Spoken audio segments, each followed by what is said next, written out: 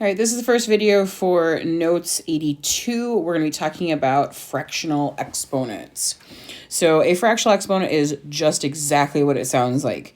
You have some base raised to a fractional exponent. It's literally what it is. Now, what this can be rewritten as is, let's get this in the right format.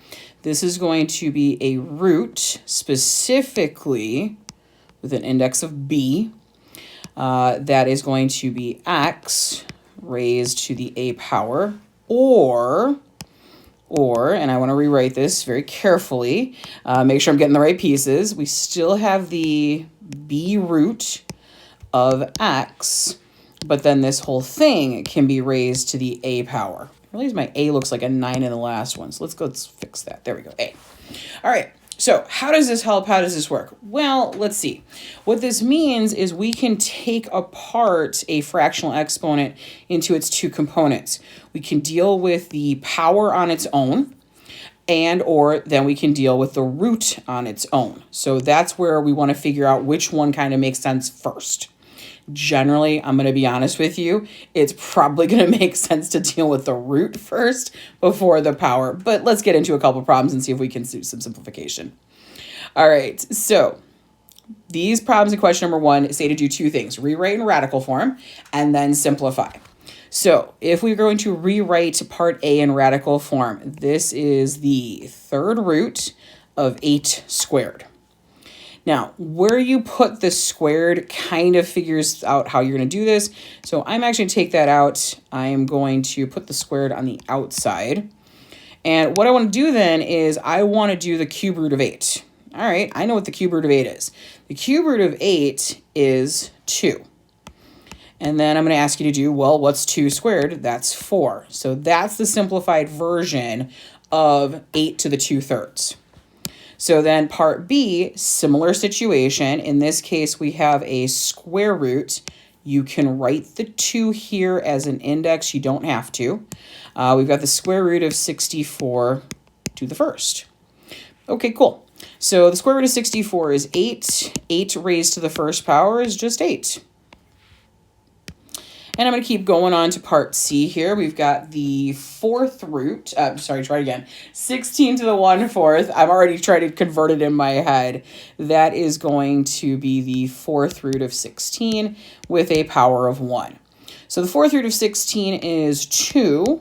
2 to the first is 2.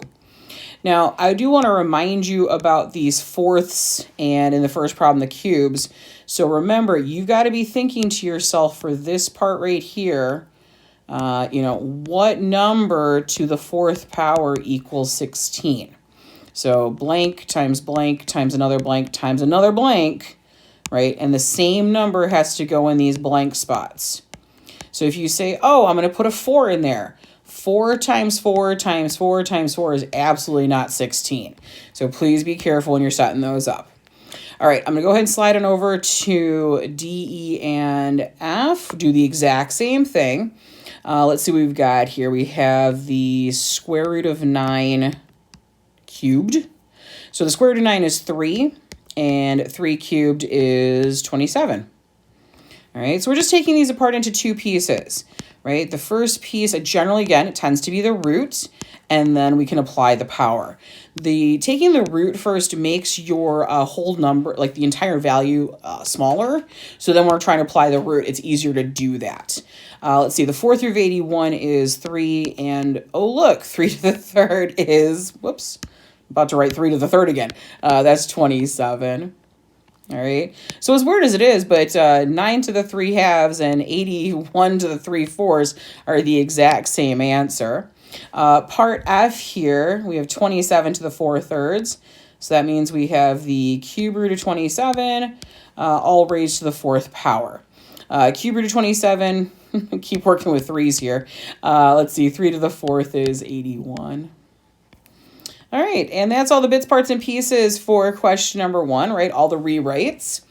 Question number 2, right? I just want you to rewrite in radical form. That's it, nothing else. So no simplification needed.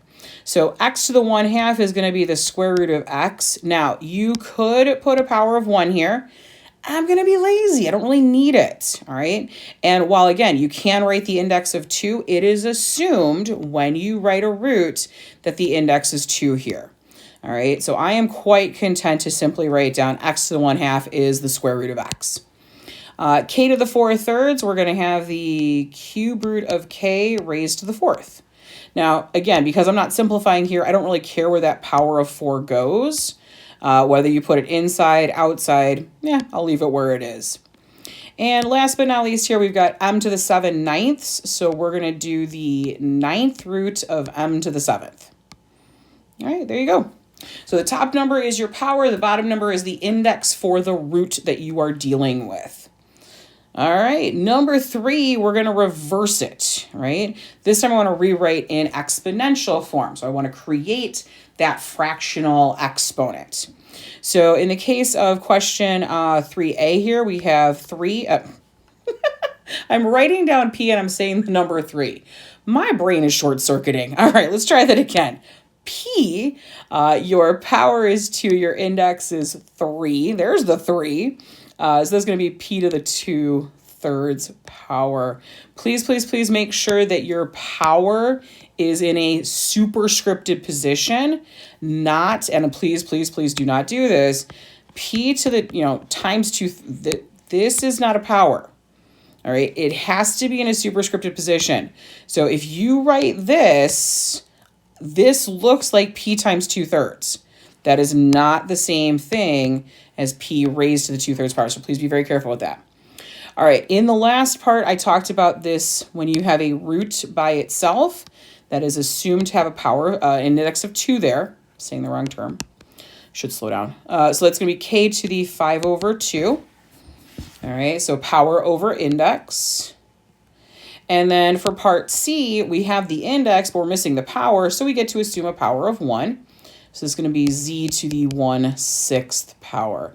And again, make sure that when you're writing all of these powers, right, that those fractions are in the power position. All right, this is where I'm going to go ahead and cut this part of the video for fractional exponents. There is going to be a second video for Notes 82 on simplifying radicals. All right, so as always, let me know if you have any questions or concerns, and I will see you in the next one.